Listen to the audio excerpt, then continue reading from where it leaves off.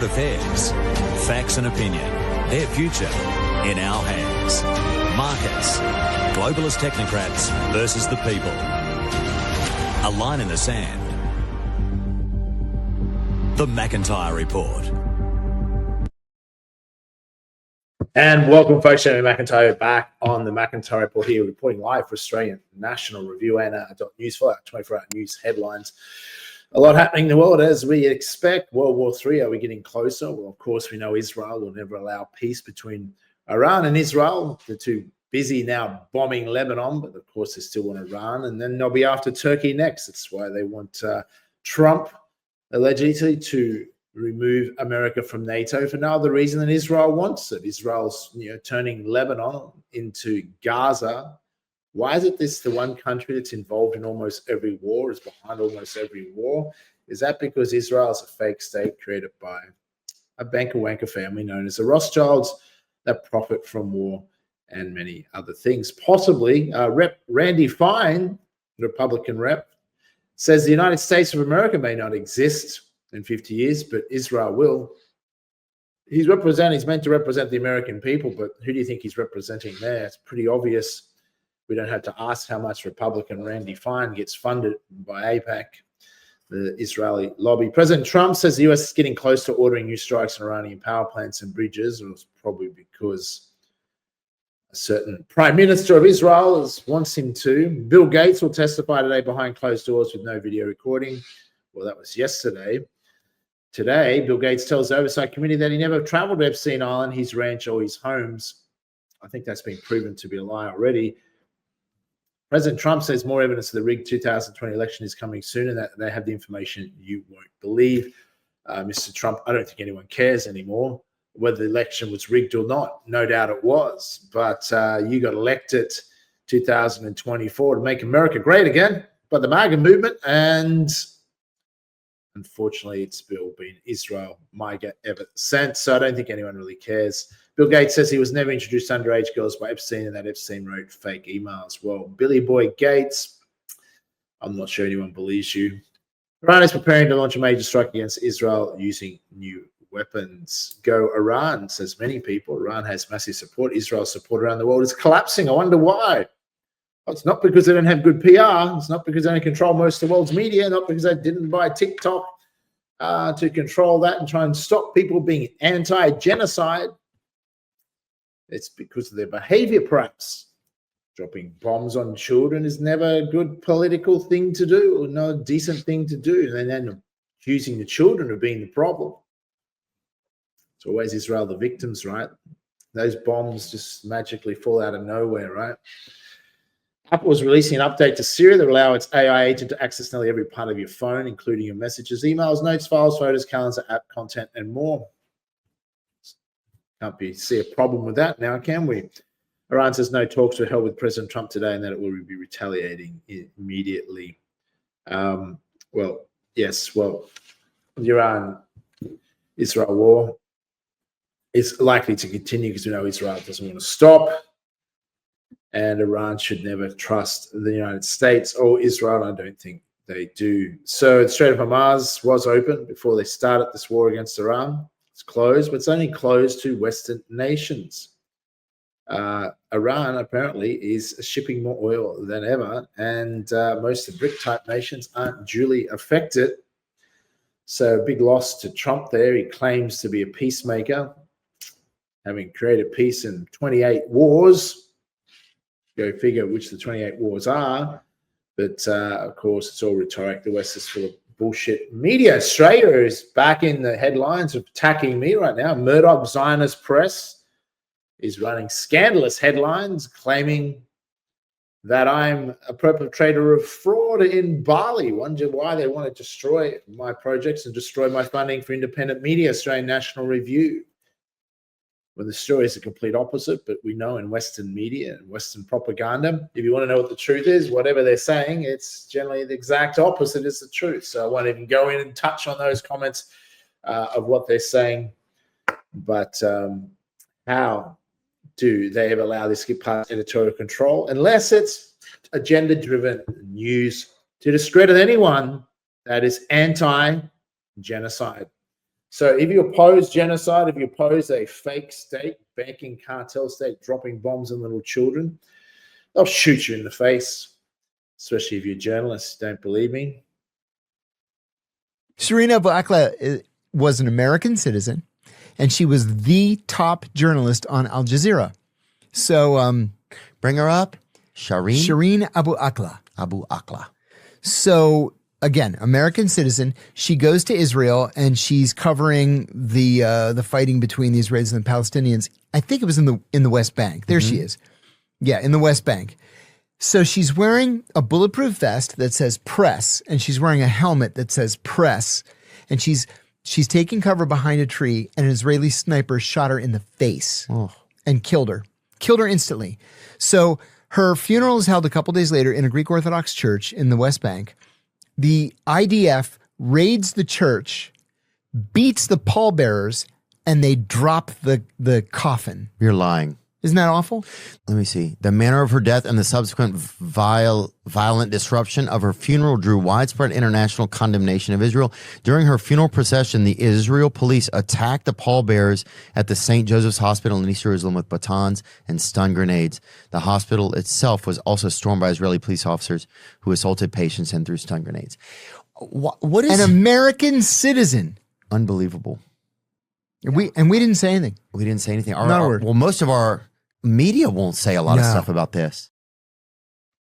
Yes. So, of course, if you're critical of the Israel regime genociding an entire race of people in Gaza, or just their common practices of bombing every nation they can find to bomb, you'll be a target. Now, obviously, if you go to Gaza, they'll shoot you in the face and shoot many journalists. So if the Zionist-controlled media just likes to character assassinate me, I think I can handle that.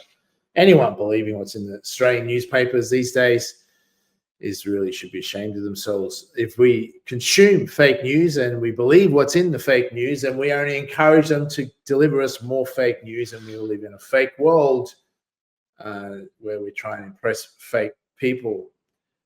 People with good character know that people know who they are and what they're like and don't fall for such nonsense. But many people do and still give their power away to the likes of the Murdoch press, etc. But at the end of the day, what really matters, sticks and stones may break your bones, but words shall never hurt me. Let's look at, after this ad break, some more fascinating stories coming up here on independent media, where we don't set out every day to tell you a lie and just trick you and deceive you. If we ever make a mistake, we'll apologize for it, but we never deliberately attempt to mislead the public. If only that could be said about mainstream media.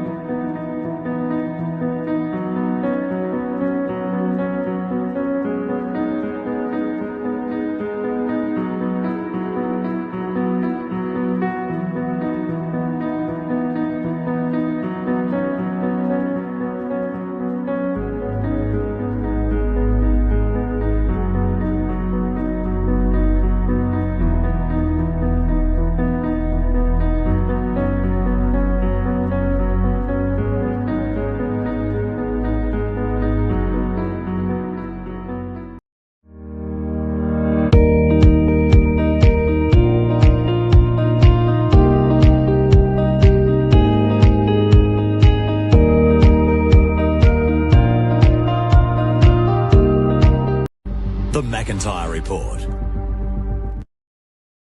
Welcome back, folks. Independent media here, Australian National Review, ANR.news. You can follow us. We're recording live here from our studios in Indonesia. Let's look at some of the upcoming stories. Of course, so much always happening. Got to give credit to this. I think at the end of the day, what really drives this is a desire to improve technology on our side. That's what's driving it. And then also, I do think the Israeli lobby recognizes that us giving Israel money is going to be very hard to do going equal. He just told us the real reason why the US and Israeli militaries are being integrated. The real reason behind all of this is to make military aid to Israel impossible to cut off. Because the US and Israel have been cooperating for decades. They already share intelligence, military technology, training, and a lot of other things. It's one big military-industrial complex that spans the entire world, and Israel's role is to act as the US's attack dog. And they can step in and do the things that the US can because of optics. For example, they'll sell weapons to any sort of authoritarian fascist government around the world when the US can't do it because of public pressure. And a great example is the Guatemalan genocide. After the CIA overthrew the government in Guatemala and installed a military dictator, that dictator started a genocide against the indigenous Maya people. When President Carter stopped military aid in 1977 because of public outrage, Israel was happy to step in and keep the weapons flowing. So cooperation between these two colonial entities is not something new. That's how the relationship is designed. What is new, and what actually does give me some hope,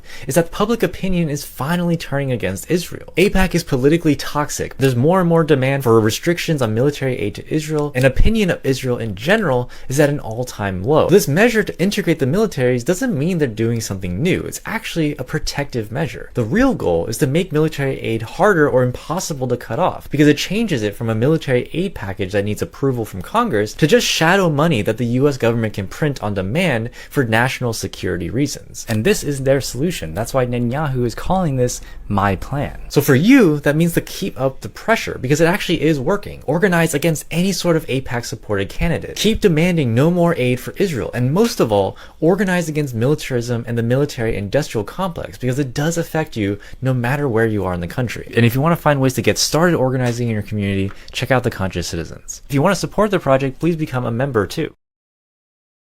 Yeah, it's interesting, and all I would add to that is that Israel is the ringleader, the control of the United States and the Western governments, including Australia. We don't realize that, and they control us through intelligence agencies, etc.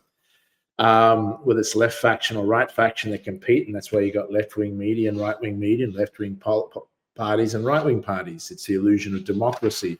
You think you get to choice, but you're choosing between two wings of the same bird that's controlled. Goes back to the banker-wanking cartel state, a fake state created Israel. They can understand if you read the Bible, Israel is mentioned many times, but people don't understand that's the biblical Israel. That's not in the modern day state of Israel. It was very clever of the Rothschilds to, when they set up Israel, to call it a biblical name. Very easy way to get the American evangelists, Christian support to support Israel, and Christians should be the last people supporting a nation that murders children richly as a sport. It's pathetic, really. But people are brainwashed through fake news, fake narratives. If you force enough people to believe things over and over again, they'll start to act irrationally and be cheering on genocide. And thinking that they had the moral high ground for blowing kids' body parts to pieces. It's sad, really. Interesting world we're in, though. Let's continue on. Let's look at this story. Clive Palmer's come out recently and say Australia will be in a recession by July. Let's hear what he has to say. By the end of June, we're in a recession. By November, we'll be in depression. The rest of the world knows we're heading for a recession, but our politicians haven't told us that. The supply situation is going to get worse despite the government spin, because we now have a global fuel shock, and that means that we're going to have a worsening rental crisis. All right, let's go. Yeah, it's interesting. Clive Palmer said that if you've been following my predictions, I predicted some months ago that concern July onwards that how the world economy will go. It's hard predicting exactly when things are going to go wobbly, but there's certain alarm bells and flashing red lights going off everywhere that there's major problems coming economically, especially with what happened with the Strait of Hormuz being blocked earlier this year from Israel and America deciding to pick a fight with Iran. Here's another opinion on the cost of living in Australia. Work more? Taxed. Get promoted? Taxed. Save money? Inflation destroys it. Invest? Taxed. Buy a house? Taxed. Sell the house? Taxed again. Buy food? GST. Buy fuel? Fuel tax. Register your car? Tax. Drive on the road? Tolls. Want to start a business? BAS. GST. Tax. Company tax. Payroll. Income tax. Capital gains. Council rates, tax again, tax here, tax this, tax, inflation that, inflation. Oh, Maybe when you die, your family can take your money. No, it gets taxed again. Your family have to deal with death tax. This government and this system is fucked. Ever since I went and saw my accountant the other day and he told me that I'm having to pay $100,000 on business tax from just the start of this year, January 2026. My mind's blown. I'm done. I'm leaving. I'm moving countries. See you in like Dubai or something. Yeah, so it's interesting. Many people are leaving Australia. Smart money left years ago. Myself, I left 4 years ago. I could see the writing on the wall. Not just tax, but the way the government and the country's heading. And we predicted many of these things, the 2030 agenda. You don't need to be a predictor of the future and accurate like we may have been able to predict in the past to know that tax is going to go up. We warned that. Globalism, you might make a note of this. I've always said globalism is slow creeping communism. And that's what's coming for Australia, sadly. We're bracing for the biggest housing correction in at least 40 years. Whoa. And a double-digit house price decline. Nationally, we've obviously had 3 interest rate hikes. Now got unemployment rise as well. This is absolute red rag to a bull for falling home prices. The small business owners that I speak to are screaming blue murder over all of this. These tax changes are a tax on entrepreneurship. It just means that businesses which could have been the next Atlassian, the next Canva, you'll get less of those. It sounds to me like we're heading for an economic shitstorm. If we continue down this road for 100 years, we'll be the next Argentina. Yeah, will it be 100 years is the question. It's sad what's happening to Australia. We've had it good. Can we get ourselves out of this mess? But it doesn't matter. Like, even Australia does well economically.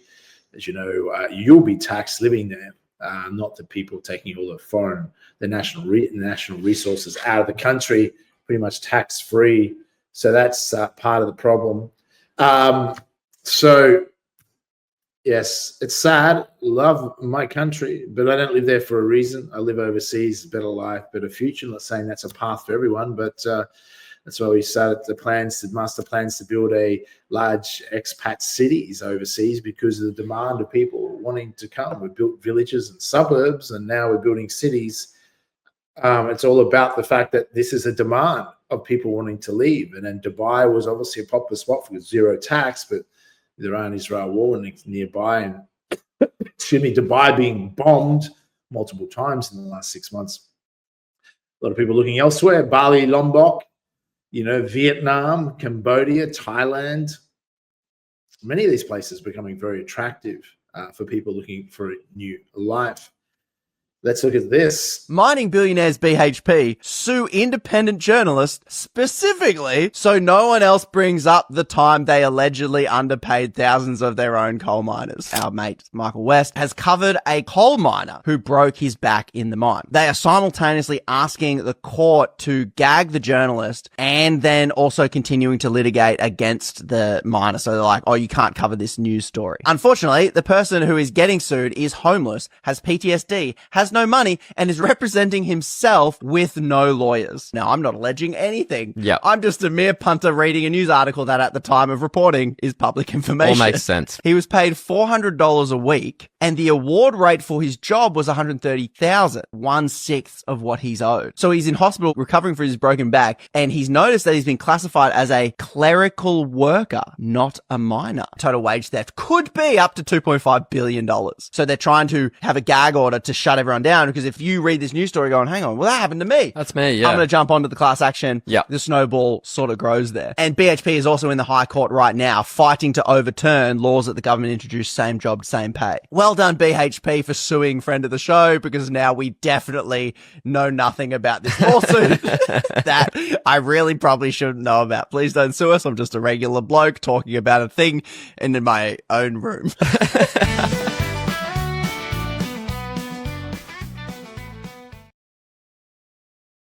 Great work there by Punters Politics. Social media is obviously a new form of media, reaching more people, independent journalists effectively, such as that, making a much bigger impact because people can trust independent journalists more than they can certainly trust fake news journalists that can't even write a story unless they will get sacked if they try and write anything that resembles the truth.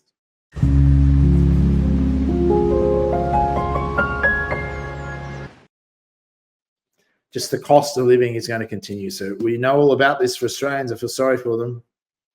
Why is Australia fiercely defending a frozen island that almost nobody is allowed to visit? This is Heard Island. It sits 4,000 kilometers from the Australian mainland, buried deep in the freezing Southern Ocean. No cities, no roads, no airports, just subantarctic ice, millions of penguins, and a massive active volcano called Big Ben. Honestly, it looks completely useless, but to the Australian government, this lonely rock is a multi-million-dollar fortress. Here's the geopolitical secret. Under international maritime law, owning a recognized island grants you an exclusive economic zone extending 200 nautical miles in every direction. Because of Heard Island, Australia controls an extra 410,000 square kilometers of the ocean. That is an area larger than Germany, and inside that zone lies a fortune. It's the home of the Patagonian toothfish, a deep-sea predator known in the culinary world as white gold, fetching up to thousands of dollars per fish. But the real prize is the seabed. This island sits on the massive underwater Kerguelen Plateau, locking down exclusive rights to potential oil,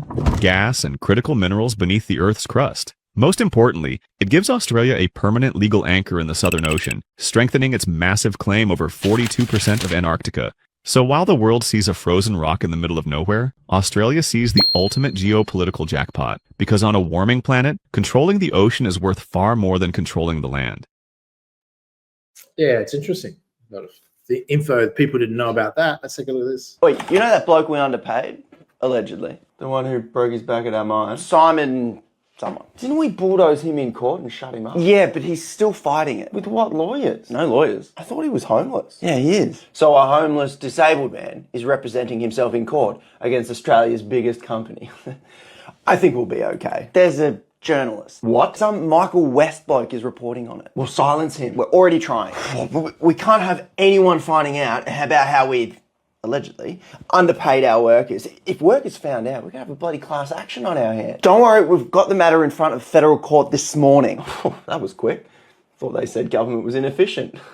Yep. If all goes our way, by lunchtime today, we'll have shut up the homeless bloke and that bloody journalist, and no one will know what we did. Allegedly. But what if punters found out about this before midday? So unlikely, sir. This is very boring stuff. Federal court, lawyers, paperwork. Unless what? Unless some bloke with 600k followers on Instagram was to share a video. And then thousands of regular Aussie punters shared that to make it go viral. I mean, it would... Yeah, but that wouldn't happen, would it? Would it? No. Do not share this. Do not share this. Share.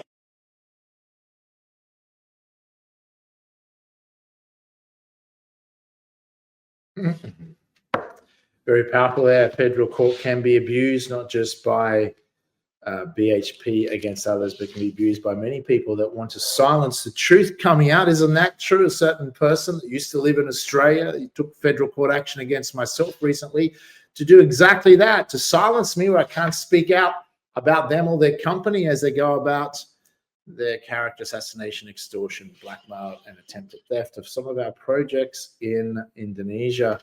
That's just part of the world that we live in.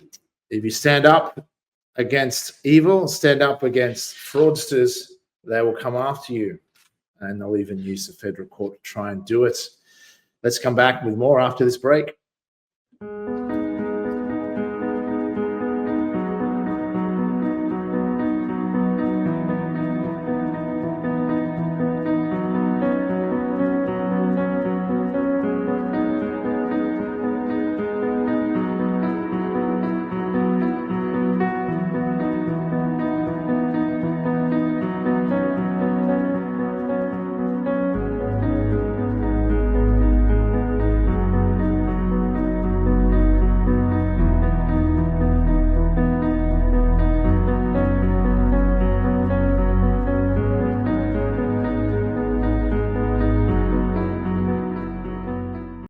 The McIntyre Report.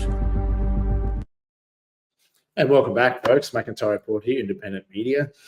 Live in our studios. Follow our 24-hour news, ANR.news. You can follow also myself on Twitter, or X, as we should say, Jamie McIntyre 21. Deleted off Facebook for probably up to time. We won't bother going back with Facebook.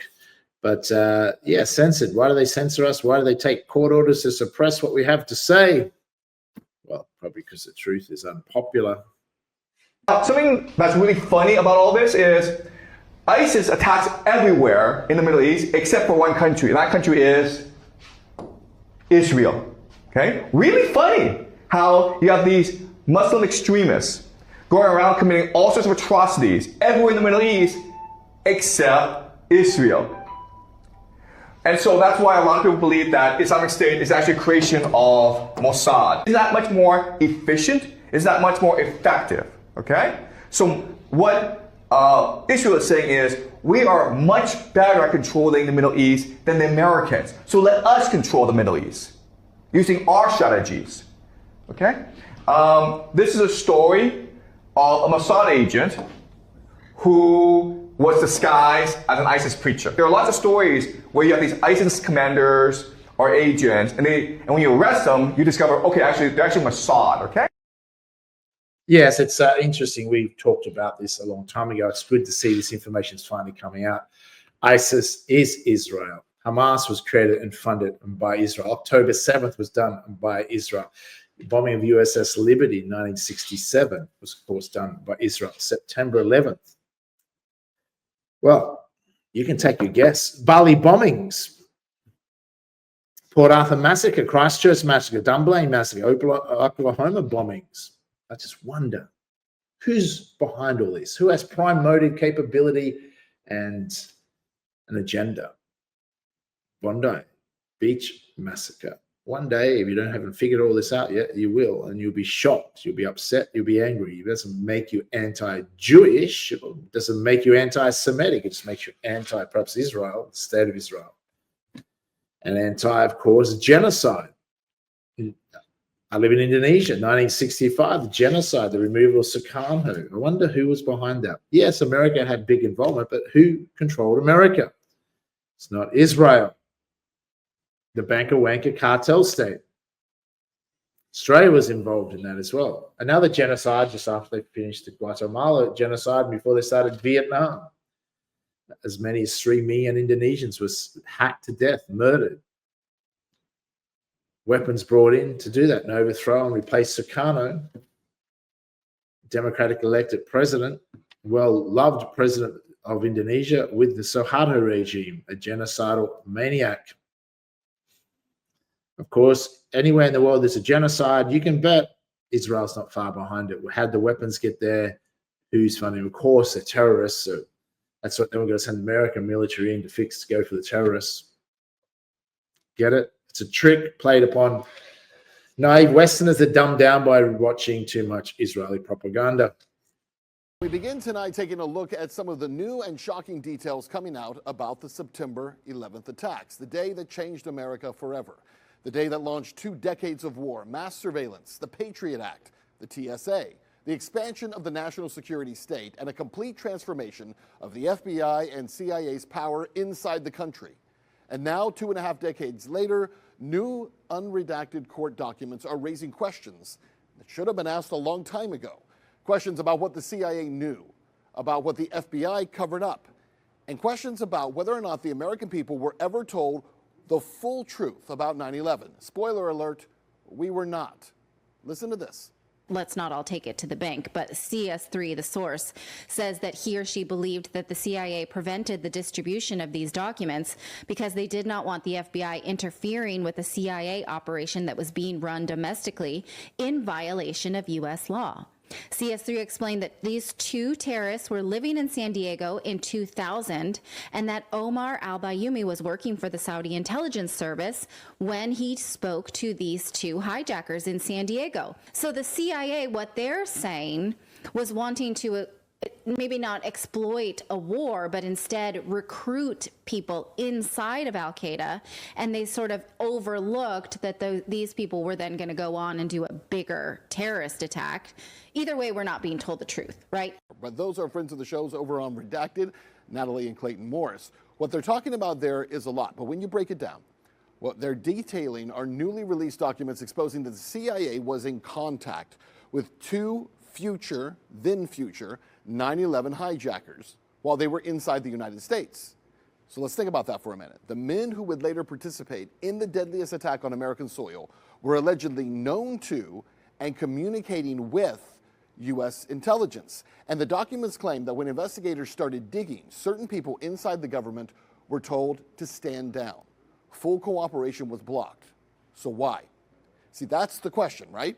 Because this isn't some internet message board theory anymore. These are court documents, and they connect to something else that's been haunting this story for years, the infamous 28 pages. What are those? Well, it's the section of the original 9/11 report that was kept secret from the American public for years.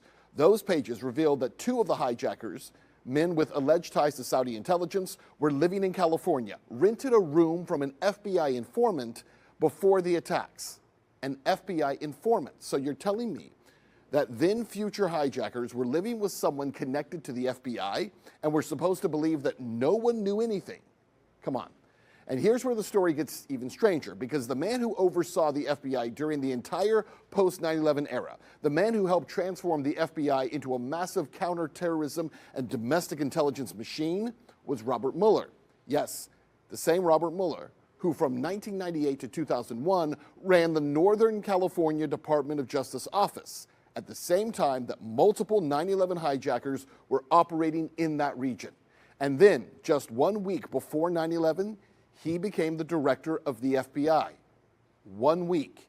And after the attacks, the FBI's powers, well, they exploded. Surveillance expanded. Counterintelligence operations grew massively. And government got new powers that it never would have received before. And yet the public was told, don't ask too many questions. Now listen to former State Department official Mike Benz.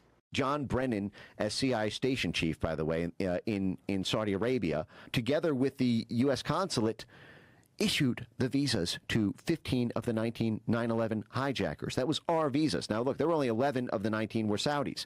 They were actually giving Saudi visas to non-Saudis. You heard it there. They were giving Saudi visas to non-Saudis. It's a massive claim here, but he said 15 of the 19 9/11 hijackers' visas were allegedly issued through a process connected to John Brennan, the man who would later, under Barack Obama, become the director of the CIA. And Brennan's history here matters. See, he later ran the CIA itself, but also lied to Congress about the CIA torture programs. He also instructed his CIA to spy on members of Congress who were investigating those torture programs. And then he lied about it under oath.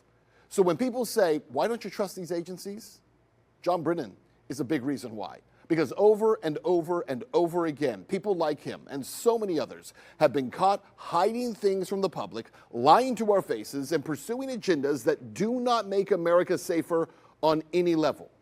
And then there's the Pentagon. For years, people have asked questions about what really happened there on 9/11. Well, now journalist Clayton Morris is reviving some of those questions. Listen. You know, if you're the alleged hijacker hand you and you're trying to fly the plane into the Pentagon, deciding to take a leisurely descending turn right in front of the Pentagon, knowing that it's a defended and it's the US military in controlled airspace, knowing that the US Air Force should be supposedly racing to get to you, makes no sense at all. You just dive the plane straight at the target. Yeah. So that gentleman says that the speed and flight path of the aircraft changed before the attack.